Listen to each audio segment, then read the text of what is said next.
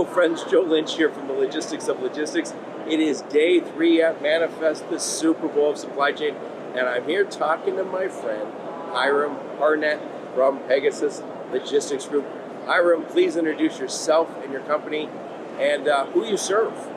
Hey, Hiram Hartnett, Executive Vice President at Pegasus Logistics, 30-year-old privately held freight forwarder headquartered in Texas, global service provider for some of the largest medical equipment, high-tech, automotive brands across the world.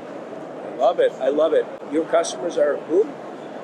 We do a lot of Fortune 100 high-tech medical equipment, automotive, some of the largest automotive companies, and a variety of other what we would call non-merchandise retail type business. So support a lot of project rollouts, cargo going into retailers that's not necessarily the goods you sell, but the products that, the shelving, the fixtures, the IT equipment, the safes, you name it, we're supporting a variety of different industries that bring that product into those stores. I've done a lot of interviews this week, and one of the things, you talk to anybody who's in the freight forwarding or in the cross-border, we have a new administration, and now there's some new tariffs with Mexico and Canada. I don't think any of us are overly worried about those, but more coming for China in particular. It's going to change the landscape, and I think they're using tariffs as a way to maybe reposition the supply chain. For sure. And I think if I was a big shipper, I want somebody who knows what to do.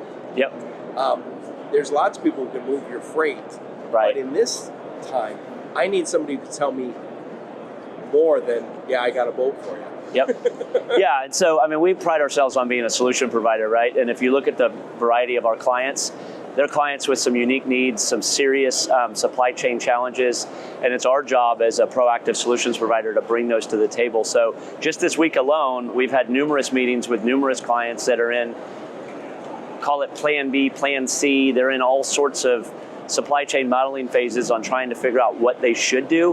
One, in the current state of kind of the tariff situation, and then what's their longer term mission, and how do solutions providers like us stay ahead and make sure we're doing what we need to do to support them through this challenging environment. And Hiram, in the last year, we've had problems with the Suez Canal, and I think that's about 11% of all international freight by value goes through that. And I think Panama Canal is like 5%. So we had the drought in Panama, we had the Houthi rebels in the Red Sea disrupting Suez Canal. Nobody anywhere gets a pass on that. It's the expectation is it'll be in my warehouse in the States. I didn't ask you to tell me about world affairs. That's different. I think 20 years ago would have been just like, hey, what are you going to do? Your stuff's late. I don't know where it's at. Now it's, you have to have that plan A, that plan B, and that plan C. And I think that's what's different about today's freight forwarders. For sure. I mean, it's fun. It's fun being the solutions provider. It's challenging because things are changing every day. So whether it's geopolitical risk, whether it's tariffs, whether it's capacity constraints in any given area because of a Suez Canal scenario, we've got to stay ahead of the game and stay in the fight for our clients to make sure that we're bringing value each and every day. I think if you look historically, you could do a good job and be reactive and provide good service. That's kind of like table stakes today. You're going to get thrown out if that's your avenue. And even if you look at all the AI stuff here that's going on in this convention in particular, if you're not moving to the future and utilizing some of this technology to help ourselves be more efficient, which gives benefits to our clients. We were just with a client today that they're having to exit partners because they can't do simple integrations from an IT perspective. And so what was yesterday just doesn't work anymore. And we've got to change the game. And so it takes a lot from a forwarder to make sure we're investing in the right areas and trying to be as forward thinking as we can in an environment that's doing this on any given day, right? Yes. And I think also, and this is true for every mode of transportation. 20 years ago, someone says, I need a boat to move my stuff from point A to point B. Now you're saying, not only do I need that, I need tech so I can see it every step of the way. I need visibility. and I want analytics. Yeah. Oh, and I want to be sustainable. Yeah. So then you got to prove all that out too. And now cybersecurity, throw that on there. Security is huge, particularly in the area where we spend a lot of time. Your IT and some of these high value goods are. It's becoming a challenge for everybody. Hiram, if you and I right now were responsible for, let's say, put us in a Fortune 1000 company and said, you're responsible for the logistics. Yeah. Our first day, first hour, we'd be talking about cybersecurity. For sure. For sure. And I'd say I'm not working with anybody who can't get me to where I need. And by the way, I was at the cybersecurity conference in Cleveland, NMFTA.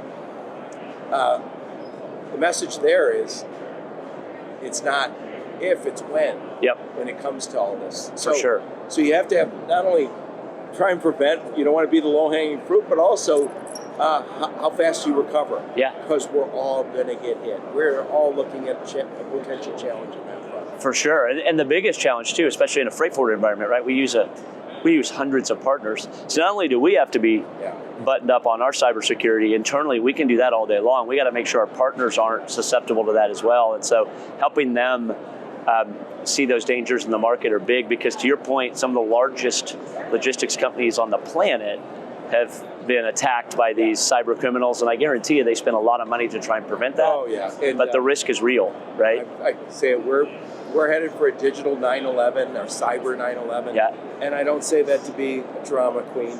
I just think that that's a very real possibility. Yeah. And I called a friend who I helped develop a contract before COVID, and I called him and I said, I know that contract, I could probably write most of it by hand right now, and I don't think we put anything in there about cybersecurity, because no, we didn't. Yeah. But we're doing it now. Yeah, for sure. And for sure. It just kind of hit us. Yeah.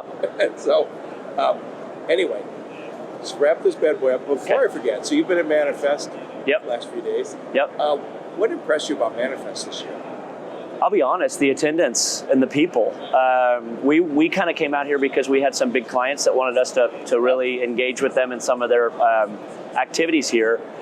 Once we signed up and really made the trek, we've had numerous meetings with numerous partners, numerous clients, numerous prospects. It's been outstanding. And then I've been bugging you. And you bugged me today, but it's been amazing. And I would have not thought it would have been that robust. I mean, looking back, I'm like, we could have even planned a little better.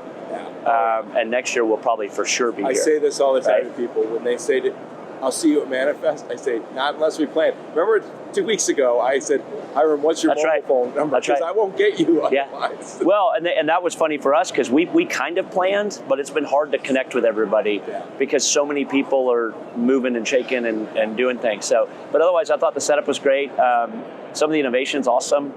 So, I mean, it's a highly recommended event for anybody in the supply chain space, without a doubt. We call it the future of supply chain and logistics. Yeah. I sometimes call it a reunion, though. Yeah. Because you get here and you're like, you see all your old friends. Oh yeah, we were out last night with competitors, customers, partners. Makes for a long day on the floor. It does make for a long day. We're ready to call it a day for sure. So one more time, what does Pegasus Group do, and who do you serve?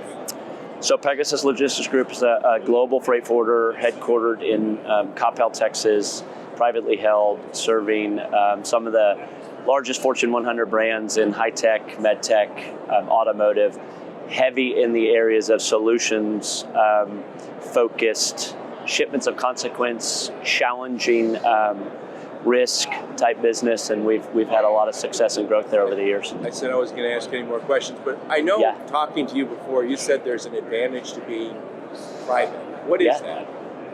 Speed to market, moving quick, decision making. So I think for me, just like being at an event like this, when I meet with somebody, they're dealing with me and I make the decisions. So I report to one owner who is all about the client experience, all about the company culture, all about the health of the company. Fast when you get as big as you guys. And so it's just being privately held gives us, we don't have puppet masters telling us what to do and controlling our finances, right?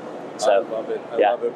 Well, Hiram, thank you so much for making time for me today. Appreciate it, Joe. Enjoy the rest of Manifest. For sure. Thank you.